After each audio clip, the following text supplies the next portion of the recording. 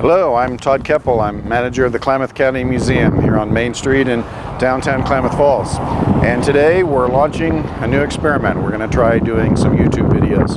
We thought we'd try to do a video to accompany a program that we've been doing for several years called Photo of the Week.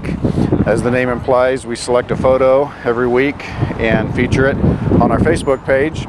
We got quite a following there. We're grateful for that. And we've noticed a number of people sharing our photos, including Joe Spendolini, who shares it on his Facebook page, Klamath Online, and Brian Gailey's been sharing it some on his Facebook page, Klamath Falls News, and we think that's great. Thanks, Joe. Thanks, Brian. We also, as most of you know, provide these photos to the Herald and News every Sunday.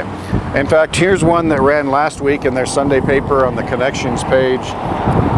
This photo that we featured last week shows 3 steamboats out on Upper Klamath Lake, right up here at Pelican Marina. Actually, it was called Shippington in those days. So we got quite a few likes on that photo. So this week we thought we'd pick another photo. We've got one selected inside. We thought we'd just take you inside and show you what that photo looks like. Before we go in, let me just say that this is our first video in a long time. So pardon us for any amateurism or lack of proficiency. Hopefully we'll get better at this, but we're looking forward to sharing a lot of great photos with you. So come on in. This week we decided to look for a photo of our old train depot. And that's because this story from the Evening Herald newspaper is going to be used in our Looking Back column in the paper for Sunday, March 17th. This story is about the time when everyone in town who had a car was invited to bring it down to the depot to greet a party of dignitaries coming in. So we came into one of our archive storage rooms and we located this great photo, a photo that was donated to the museum back in 2012. And it's a photo showing the depot back about 1919 or 20 with some old cars there. So we'll examine that photo in some detail. Let's try zooming in on this photo and take a close-up look at some of the details on the image here. You can see there's quite a line of gentlemen here lined up, as well as some ladies with some beautiful hats on. They've got their luggage ready to go. We're going to take a look at the building today here in just a little bit, and I think you'll see that the building hasn't changed a whole lot. The chimneys have changed, the power poles have been moved, but the basic stone construction, stone masonry work hasn't changed in the last 110 years or so. The age of the vehicles here helps us date this photo. We see the wooden spoke wheels on the cars, and it looks like a horse-drawn vehicle in the background there. We've also got the Baldwin Hardware warehouse, advertising John Deere implements there. So we date this photo at about 1920.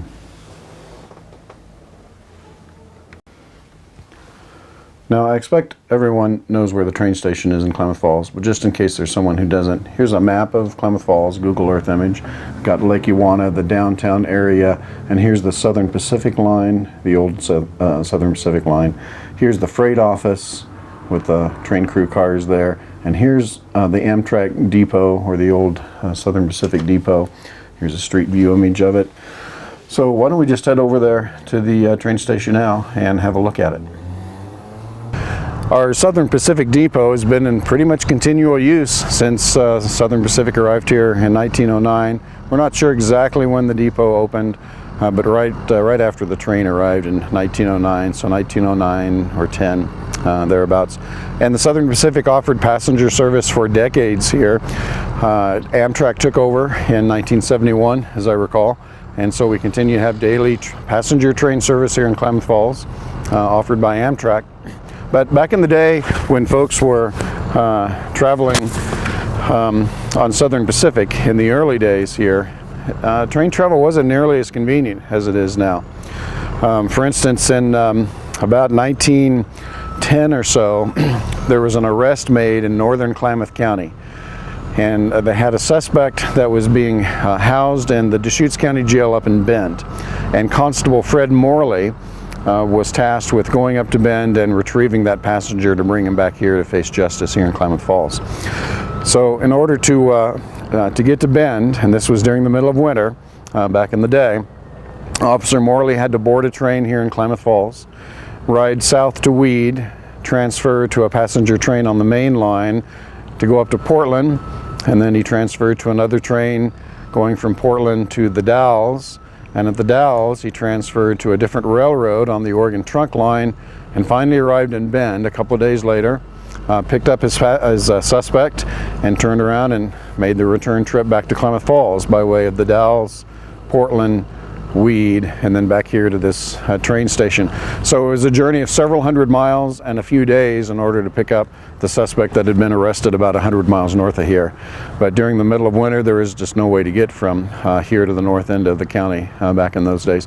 And so it would have been the same for anyone traveling by passenger train in those days from 1909 until 1926, when the line was finally finished between here and Eugene on what's known as the Natron Cutoff. Well, there you have it. That's our first photo of the week video. Hope you enjoyed it. We would appreciate any comments or questions you might have. Heck, if you've got a correction for us, we'd appreciate that too. And please do stand by to see if we ever do one of these videos again. For the Klamath County Museum, I'm Todd Keppel. Thanks for watching.